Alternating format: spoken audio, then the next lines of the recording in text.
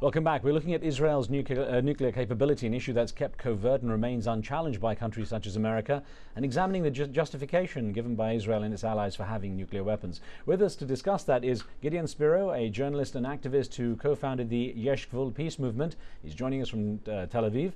Here in DC, I have with me Dr. Helen Cohen, a writer and historian specializing in nuclear weaponry in the region, having chronicled Israel's nuclear program in his work, Israel and the Bomb. Dr. Richard Weitz is also with us, a senior fellow and director of the Center for Political Military Analysis at the Hudson Institute, where he focuses on issues of non-proliferation and weapons of mass destruction. Now, just before the break, we were looking at we were mentioning our poll in the live station chat room, asking what happens if Israel brings its nuclear arms program into the open. Now, this is what you said. 22% of you said it would start a regional arms race.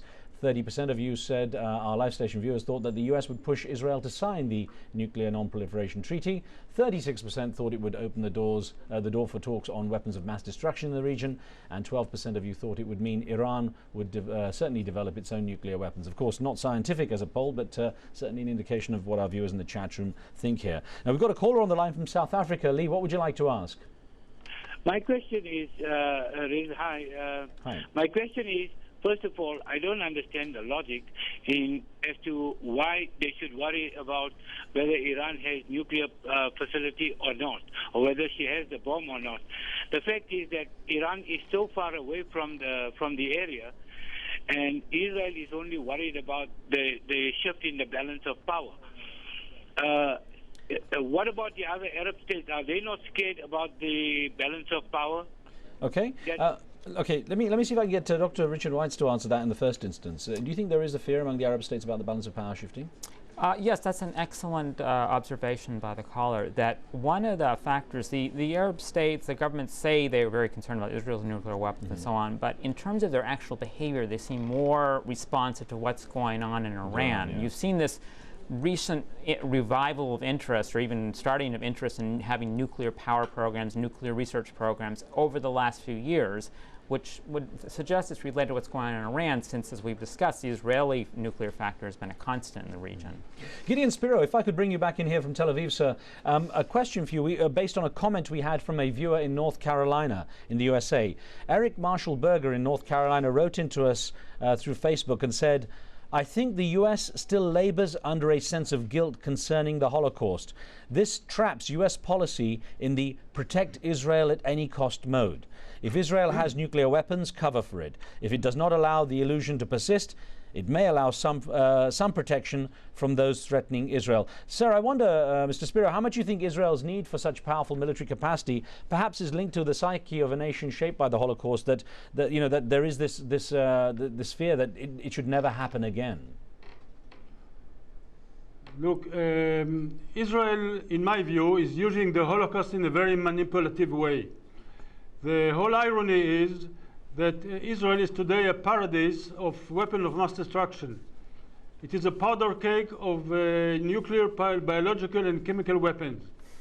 So the country which became a refuge for the victims of the first Holocaust are now a paradise for the second Holocaust, a nuclear Holocaust. So if we want to avoid the Holocaust, a new Holocaust, we have to see to it that no one in the Middle East has nuclear weapons.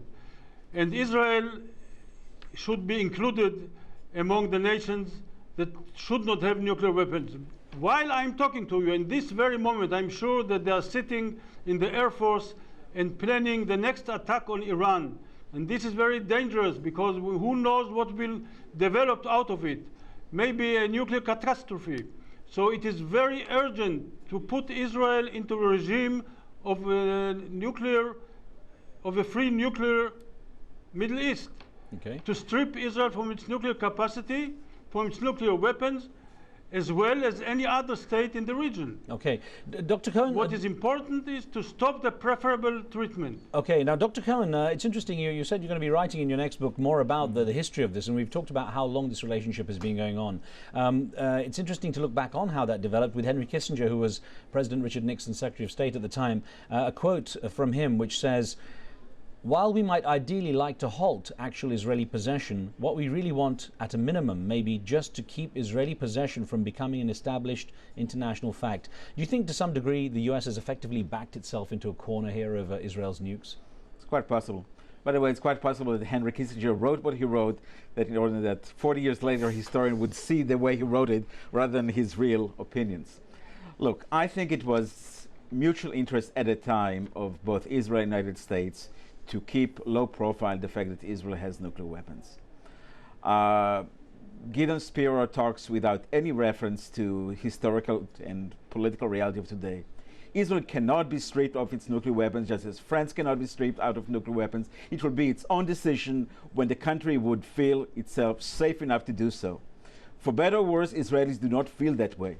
Gideon Spektor is a tiny, tiny, tiny minority.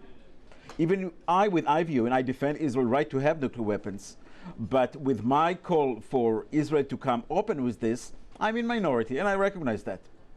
So it is part of a mindset. It's part of identity. It's part of a shtick, national shtick. May I say? And to overcome that, it takes a long, long time, if at all. So it's not a simple thing. Essentially, Israelis have to feel comfortable and safe to make that kind of move. For better or worse, they don't feel that way. Well, Gideon Spektor, let's get a comment, a response for you on that. Israel is not a small minority. It is Israel had the strongest army in the Middle East, the most modern army in the Middle East. It occupies another people for the last 40 years. It is an empire in the Middle East, and we should stop to talk about Israel as a small David. No. Israel, in Middle Eastern terms, is a Goliath. Mr. Spektor, I think actually what Dr. Cohen was getting at is that your view perhaps is unrealistic and that it's not possible for this to happen, that this idea of stripping Israel of its nuclear weapons is a minority view that really couldn't happen.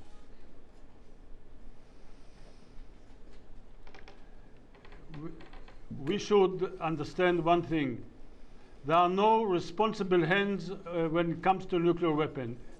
I don't trust our foreign minister more than I trust the government of Iran. Okay.